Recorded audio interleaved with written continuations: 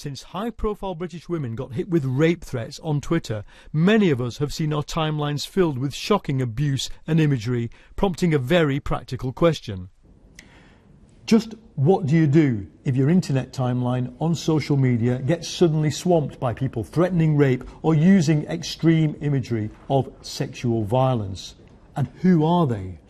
I've been talking to the trolls, to people who've studied them, and to those trying to come up with a technical solution.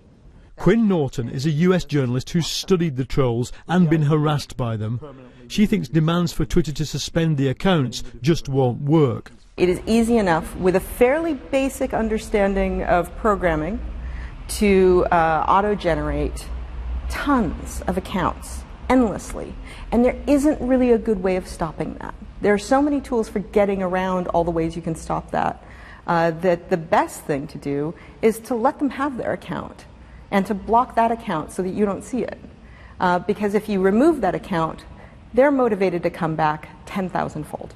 When I showed her some of the abusers on my timeline, though we work on different continents, she recognised two immediately as part of a hardcore that had harassed her, prompting the question, why not ban them?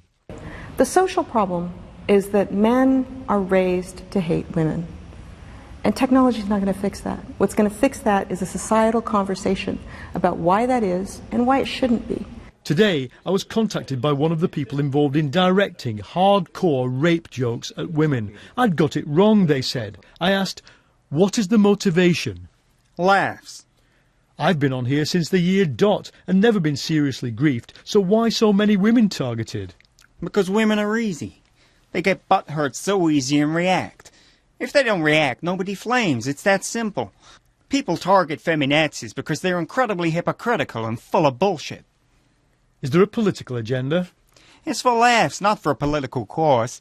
If the bitch had just blocked and moved on, nobody would have cared. But there are tech solutions. Blogger Rebecca Watson had a bad experience at a conference 2 years ago. 4 a.m. I said, I've had enough, guys. I'm exhausted. Going to bed.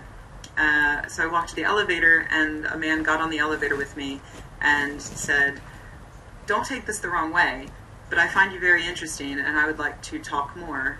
Would you like to come to my hotel room for coffee? Just a word to the wise here, guys, don't do that. For saying this, she was deluged with abuse on Twitter. In response, her supporters set up a programme that monitors and blocks a shared list of abusers. And the man who wrote it talked me through the installation. I'll just block the super slimy. The worst, yeah. The worst. Let's do it. The Blockbot works by blocking a list of offenders that is constantly updated by a community. It uses Twitter's own technology, and that prompts another question. Why don't Twitter just implement what you've done as part of Twitter? A good question. They certainly could do quite easily. They've got shared lists for following people. They could quite easily have the ability that people could create shared lists for blocking people as well. That would be Why don't possible.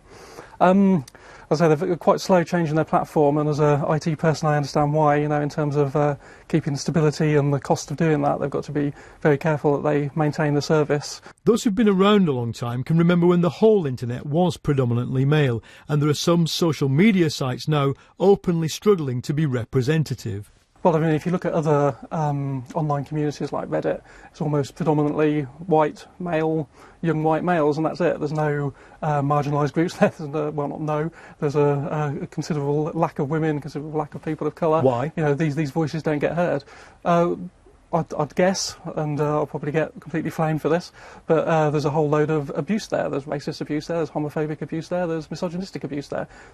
Why, if you're a woman, would you want to go somewhere where you get demeaned and put down because you're a woman? For Twitter, which has seemed slow to act in this crisis, there's an existential question, and it's got nothing to do with this or that blocking mechanism. It is, quite simply, are they prepared to see their part of cyberspace become essentially white and male? For a company set to take $1 billion next year, driven by advertising, that is quite a question.